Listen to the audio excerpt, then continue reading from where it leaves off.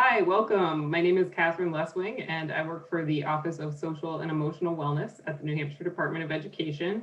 I'm here today with my colleagues Molly White, Lisa Hayward, and Susan Ward.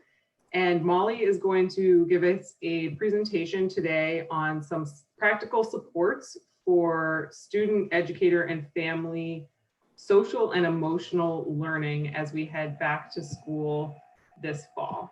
So with that, I'm going to turn it over to you, Molly. Awesome. Thank you so much for that introduction, Catherine. I'm so grateful to be here with my colleagues. I'm going to share my screen with PowerPoint. Essentially, what I have kind of done is taken the guidelines from the STRRT reopening task force and found just some tools and resources for everybody to kind of do their own research and see if they're applicable. So within the reopening guidelines, section 4A was titled Support Student, Family, and Educator Wellness. And A was a subsection around social and emotional learning. This subsection I boiled down to just a few bullet points, but essentially within this support for social emotional learning, the guidance stated that staff should become familiar with responding to signs of trauma. Staff should be ready to create a learning environment that prioritizes not just physical safety, but psychological safety. Schools should model a sense of calmness for their students. The first week of school should really be spent building relationships, modeling expectations, and implementing support systems. And then finally, schools should be prepared to discuss COVID-19 and changes to school operation. The guidance went further to say that schools should really include the following: academic and social health check-ins for students on a regular basis, activities to de-stress the learning environment, and they specifically stated, play groups for elementary grades or student support teams in the secondary schools and older grades, and then professional development on these topics.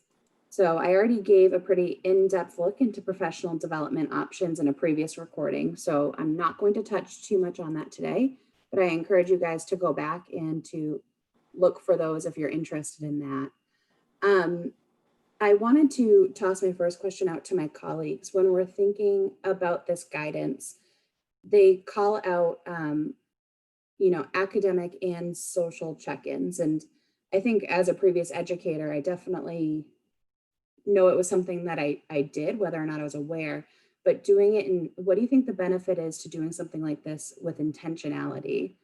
So if anyone wants to talk about academic and social check-ins. Well, I think, doing the social health check-in with intention is really important, knowing that a lot of students will be coming back either into the classroom or virtually, possibly having experienced something traumatic. So being intentional in checking in and establishing those important relationships and figuring out how to support that student will help them be more successful in the classroom, whether it be in person or virtually. Thanks, Susan. Yeah, I think it's something that teachers probably already do, checking in on students, particularly as behaviors rise up. But, doing it a little more frequently, regardless of, perceived student needs, I think will be really important as we come back into the new school year. Sorry, Catherine. Yeah, something I would do at the very beginning of the year that was simple and didn't take a lot of time, especially if you work with older grades and you have lots of students, is just a simple index card that you have your students fill out with their contact information and then a few things about them, like what do you do for hobbies that you would like me to come see sometime? Are you on a sports team? What are your interests? And so even though we wouldn't have time in the physical classroom always to dig into what those students were into, I would have all that information and be able to reference it. And I think that might be a great idea as we are unsure if we're going to be full-time in the classroom or a hybrid model or totally remotely, but somehow collecting that information and then being able to connect with your students around it. The That's beauty, such, oh, sorry, Lisa, go ahead.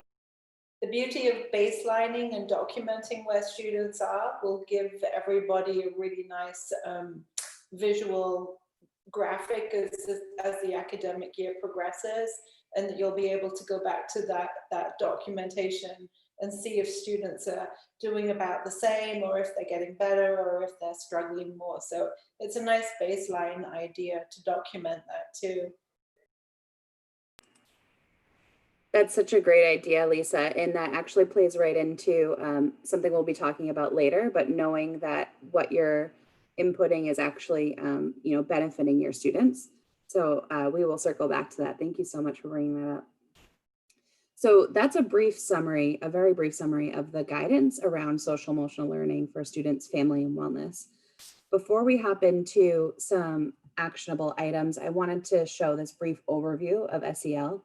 I know I've shown this a few times, but it's really kind of the gold standard for SEL competencies as we think about the school environment and what we kind of base our curriculums off of. So CASEL is the Collaborative for Academic and Social Emotional Learning, and they've outlined 5 competencies here: self-awareness, self-management, responsible decision-making, relationship skills, and social awareness. And to build these skills, you can do so in the classroom with SEL curriculum and instruction. You can have school-wide practices and policies, including, culture and climate. And then you can engage homes and communities through family and community partnerships. I'm going to touch on each of these bands a little bit today, but feel free to share if you have any specific curricula or school-wide practices that you use. Feel free to share those in the comments so others can learn from you as well. So when we're thinking about SEL this year and doing different SEL programs within the school, I want us to be really cognizant of how we can adapt our SEL practices. I know we've talked a lot in the past about adapting for virtual and hybrid models, but recently I was participating in a discussion with some other LEAs, and they were talking about how even in-person SEL is going to be adapted or needing to be adapted to maintain social distancing. Things like morning meeting, which is a responsive classroom initiative, will need to look completely different if you're in person, keeping space between students. Oftentimes in things like morning meeting, you're passing tools or other handshakes and greetings. So I was curious if my colleagues wanted to kind of think with me about how some of these SEL practices are going to need to be changed and adapted, not just for, we can talk about virtual and hybrid because I think they're important, but also in person as well. I think one of the most important things to consider when in doing any of these is to make sure you're focusing on practicing this with yourself first, and really making sure that you're in the proper mindset to practice strategies. Therefore, you're more congruent in adding these into lessons or using them with students, regardless of the modality.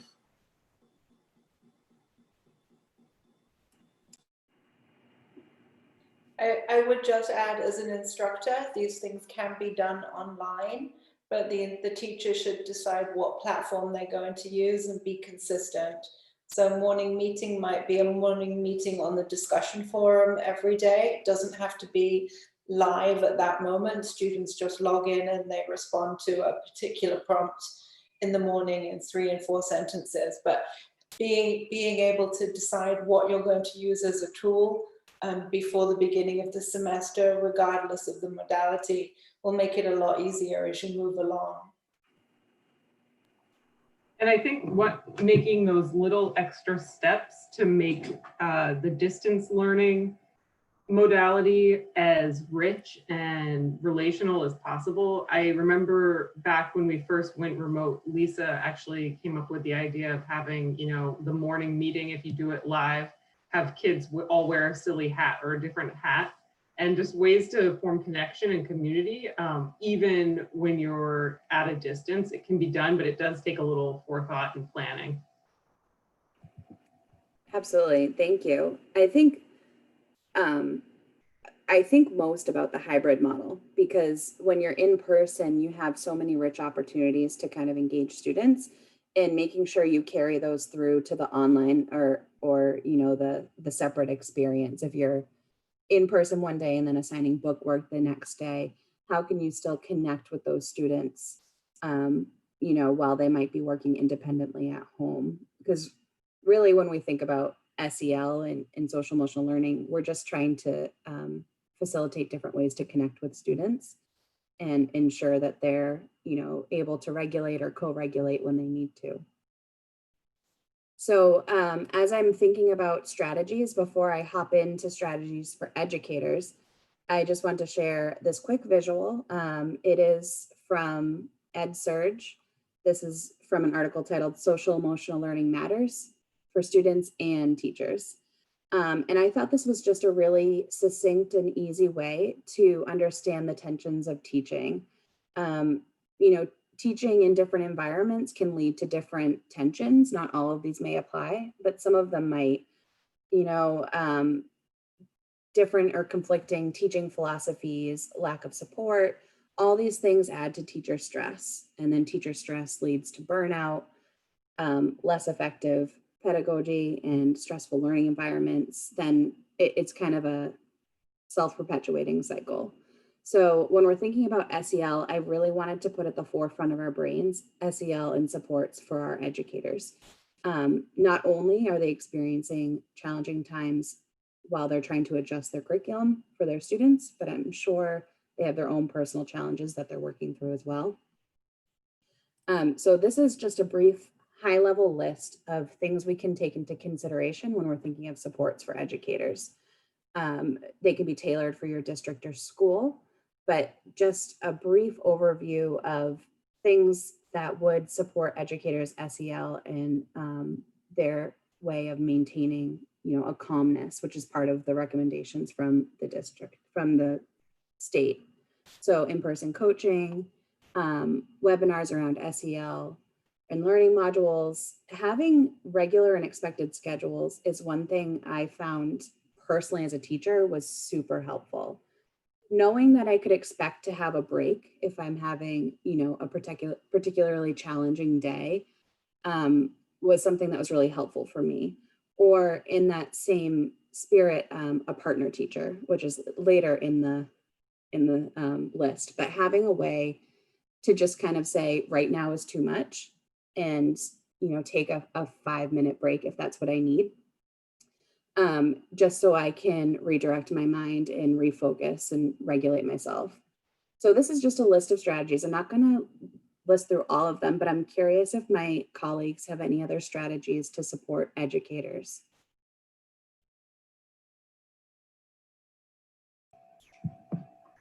This is something that's near and dear to my heart as someone who, you know, loves teaching, but also recognizes that those stressors are very real. And when we're facing the unpredictable, they're magnified. But the regular and expected schedules, I think that's twofold. You know, it's about what are you teaching as a teacher? Are you teaching what is a comfortable subject for you that you feel prepared to do? And then also, you know, what does the actual time budgeting look like for your day? And I think some teachers are being asked to move grades to do looping this year and that type of thing. And I think, you know, that a lot of that's great because it's going to give kids some consistency, but it might mean that districts want to consider how they can support those teachers who are changing content area and or grade, and also maybe experiencing a new type of learning platform, or having to navigate that as well. And so I think I love your recommendations of, you know, setting schedules, doing team building or partner teaching. Partner teaching is a really cool idea when you think about distance learning or hybrid learning. If you have someone that's, you know, your mentor essentially, or someone that you know to call on, even if you're not. I had one more thought, but I think it's just evaporated. So I will pass it to my colleagues if they have anything to share. I love the list, and like Catherine, I would have put, I love regular expected schedules. I think that's necessary for all of us. I also like your quiet space to reflect. I like journaling is a great way to process when things are going well and when things are not going well. So in your quiet space, I would just think about some things that feel self-care supporting. Thank you. Yeah, those are great additions. When I'm thinking about these supports, a lot of them are really kind of trauma responsive when I'm thinking about them. You know, having regular and expected schedules, having expectations and knowing what to expect and when it's coming is really supportive of those types of initiatives. So if we're modeling that for our educators, if districts and schools are able to set those practices in place, I think that's, you know, all the more supportive for the educators to model it for their students as well.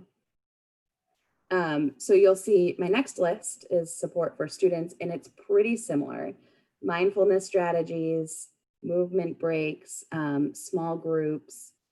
A lot of these are pretty similar because what benefits our teachers is going to directly benefit our students as well when we're thinking about SEL. One that I wanted to call out was a resource, Susan, you had shared with us around social stories. And I thought that was just a fantastic resource. I'm curious how we think, you know, these strategies will play out for students in the virtual and the in-person kind of setting that we're planning for right now. I think a lot of that is really going to be supported by transparent, honest, and upfront communication, and really explaining everything out to a T and allowing the students to really know what to expect. So a lot of prompting, a lot of preparing, a lot of maybe visual charts and visual cues of what those changes are going to look like, and setting them up for what to expect. And the fact that sometimes there is going to have to be some adaptability and flexibility that we might not know what to expect. I think for the virtual environment, all of these wonderful things can be done in a virtual environment. And the way it's different is in a traditional classroom, it's real time. So we do all of these things in real time. So we might have small groups or participation or movement breaks. In the virtual environment, we just have to switch our brains to think, oh, this doesn't happen in real time, but I still build it in. So it happens asynchronously, not synchronously, but it still happens and the outcomes are very comparable.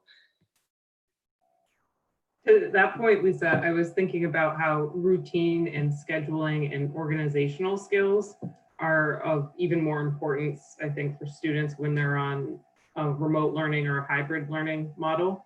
And I got my thought back from the last slide, which is related to that, about setting your own boundaries around your schedule, especially even for kids, you know, especially older kids who are like, I'll do my homework at 2 a.m. or this assignment and stare at the screen all day. And so how are they going to organize themselves around a healthy work schedule? But all the same goes for educators. And it's easy to let the work just kind of keep going and keep going and allow contact from families and students to come at all hours of the day. So really being intentional about how to set those boundaries and that organization to the schedule. That's a great point that you make around self-management. You know, it's an SEL skill for teachers and for students. So taking the time to model those management skills and then also teach them to your students, direct instruction around, you know, how you're going to manage the influx of independent work. Which I know when I was a teacher, you know, it was pretty much I do, we do, you do type of situation. So the independent work only came after some, you know, modeling and work together. So directly teaching how that's going to look different, I think will be, pay off in dividends with your students. I just wanted to highlight instruction on the brain. I love the strategy. I think I talk about it in most of my virtual TAs, but I think the more we can explain to our kids and our students and, pretty much anyone, how their brain develops and grows and is able to be molded and shifted, I think will have such a huge impact on their own self-perceptions, on their own abilities. So I want to highlight that as much as possible. Teaching about the brain development, growth mindset, I think are all great resources and strategies to support our students. And then lastly, I want to throw out some considerations for our families. Teaching families about the signs of trauma and what to look for. Having family groups where they can kind of share their own experiences with people that are going through something similar, share their own resources, share their own, strengths and challenges. I think, it's a great way and something that's easily adapted, virtual and in person.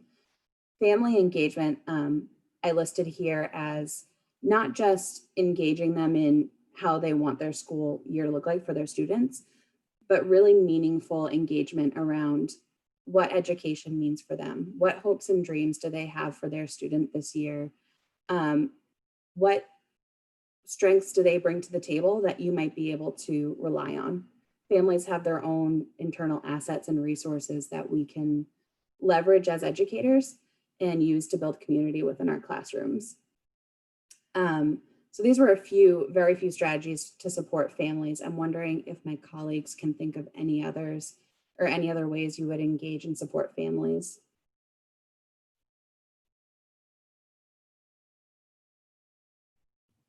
And totally fine if there's none. But the last one, the sharing of resources, I thought was really important as well. So I put a link there as an example. But I think the more we can share resources and encourage families to share resources with us, they have their own vault of knowledge. And if they're able to share what they know with us, it'll help build a more cohesive environment for their students. I'm not going to leave you hanging, so I'm going to throw one thing out for strategies for families. I think families need to be kind to themselves during this time and to be forgiving and to know that, hey, the dishes haven't been done for 3 days and there's a big pile of laundry, and maybe that's okay because we're focusing on doing something that's good for us socially and emotionally as a family unit. So be kind. Thank you, Lisa. I think that's so important. Yeah, I would encourage families to advocate for their needs too. If the schedule set out is not exactly working with your family and your family's needs, I would encourage you guys to reach out and collaborate with schools and teachers. Self-advocacy is another SEL skill. So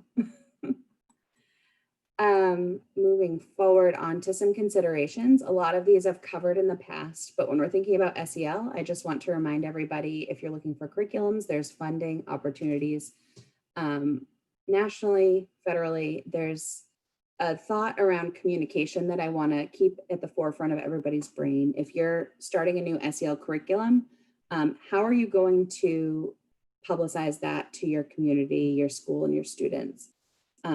And with the same thought of communication, how are you going to garner buy-in? These are things that you should be thinking about at the onset. So when you're making that initial investment into an SEL curriculum or an SEL strategy, you're able to really make it the most effective. And then finally, data-driven quality improvement. I encourage everybody to think about, as Lisa mentioned earlier, gathering that baseline, seeing where students are at, where families and teachers are at, and using that to help measure progress toward your goals. So that was a quick overview because we've already talked about it in a few of our presentations. And we've also gone over this as well, but I think it's really important to align social emotional learning with MTSSB, especially as some new and exciting bills have been passed. But MTSSB is the multi-tiered system of supports for behavioral health and wellness. And this is a direct quote from the reopening guidance. It speaks to leveraging knowledge and relationships, inventory of local resources, and creating appropriate supports in a coordinated and efficient way. And when we're thinking about MTSSB, it's all of those factors. It's organizing people, including your local resources, your community mental health providers, to analyze data, make a plan, and then implement those strategies, which is really coordinating those efforts, streamlining those services, and then evaluate for outcomes. So with that overview, I wanted to jump into our resources for SEL. And the first resource I'm going to plug is the Office of Social Emotional Wellness. We encourage you guys to follow all of our social media. We come out with different tips for self-care, and we have a Twitter account that kind of blasts these intermittently, but they're great reminders for some self-care and SEL strategies. So I find it's a great reminder for me. I'm like, I know that I should turn off my electronic 30 minutes before bedtime, but when I see this push to my phone right around bedtime, I'm like, oh yeah, okay, I'll turn it off. So we encourage you to follow our social medias, but also check out our resources that we've kind of curated and created on our website as well. Another local resource is the North Country Partnership for SEL. They've created competencies with developmental indicators. So when you're thinking about your SEL curriculum, you can think about where your students are expected to be and aligning your SEL with these indicators. Another great resource is the Family Resource Center. They have family support programs specific for families. Families can go on, there's a little web sheet to fill out to request support in all these different areas and other areas as well. So they have links to curriculums, but also parent groups and other resources that are kind of tangential to social emotional learning, but in support of those 5 core competencies that Castle outlines. Another free local resource is the Choose Love curriculum. So the Jesse Lewis Choose Love movement is offered to New Hampshire schools as a free social emotional learning curriculum. So if you're looking to just kind of jump in with a social emotional curriculum, this is one. I included the link here to the New Hampshire website, but there's also their national public website is chooselove.org. Another local resource is, again, kind of tangential to SEL, but thinking about child-parent psychotherapy and other, therapy and other resources in that same kind of spirit. This in particular is a collaborative network of providers, trainers, and advocates, which is why I wanted to highlight this one. So it was funded by the New Hampshire Children's Health Foundation, and it's led by Dr. Cassie Yackley, somebody that I've kind of highlighted here as a resource before. But the aim of this network is to connect caregivers and their children with evidence-based interventions. So I encourage you guys to check this out. It's a great resource, and it's connected with your local community mental health partners as well. This is a resource my colleague Susan shared with me. I believe the blog is tailored, the blog is titled Autism Little Learners, so I think it's tailored to students with autism. However, I think personally, if I were a teacher, I would be creating these social stories for all of my students. Susan, was there anything you wanted to add about this resource? I agree with that. There are a lot of visual strategies in explaining what's happening in the classroom that's different than what students may be used to. So I think some of these resources and social stories are beneficial not for just students with autism, but students in general. Yeah, I can remember my first kindergarten classroom. I brought in my niece and nephew as little guinea pigs, and I took pictures of them doing the things I expected my students to do the following week. And I had a big social story that I projected. Actually, I think I made a PowerPoint of it. But having that visual connection to the words we're telling them, I think is beneficial to all students. So I really love this resource you shared with me. I wish it existed back when I was teaching, because these are really cute illustrations as well. This is an online resource called Sensational Kids. And here are the science essentially that the organization believes in is breath, movement, and mindfulness is how they center a lot of their resources. So Sensational Kids provides tools to students, educators, and families, and they're free to access and use. She has pre-recorded sessions of, breathing techniques, stress buster moves. She has downloadable games and some worksheets as well. So it's kind of just a gold mine of resources if you're a student yourself and looking to learn some of these, but also if you're a teacher or family. This is another great resource from Common Sense Education. They have a ton of resources on their website, but I'm highlighting their social emotional toolkit. Within these, you can see the 6 character strengths that they outlined: curiosity, teamwork, courage, empathy, integrity, and humility. And within each of these, if you click them, it'll link you to tools and apps that you can actually download and use, articles relevant to the topic, classroom ready resources that they've either curated or created, and then media to share with your families to kind of engage them around the topic. So I thought this was a really quick and easy but in-depth resource to access as an educator. Families, I'm sure, could access them and use them pretty similarly, but it kind of gives you an all-encompassing toolkit. And then this is another, I've talked about CASEL quite a bit, the Collaborative for Academic and Social Emotional Learning. They have 2 different publications on SEL curriculums. So they take the program and they have certain set of criteria to evaluate the program. You can see here, they explore the approaches to teaching SEL, where the content is being promoted and reinforced. And then in the next slide, you'll see they kind of evaluate characteristics and what was actually the outcomes of their study. So they look at, were there improved academic outcomes, increased positive social behavior, reduction in conduct problems, or reduced emotional distress. So you can use this resource, the casel.org/guide. They have one for pre-K and elementary, and they just recently released their middle and high school review of social emotional learning curriculums. So if you're looking to purchase one of these for your school or your classroom, you can kind of come here and see how they've evaluated it.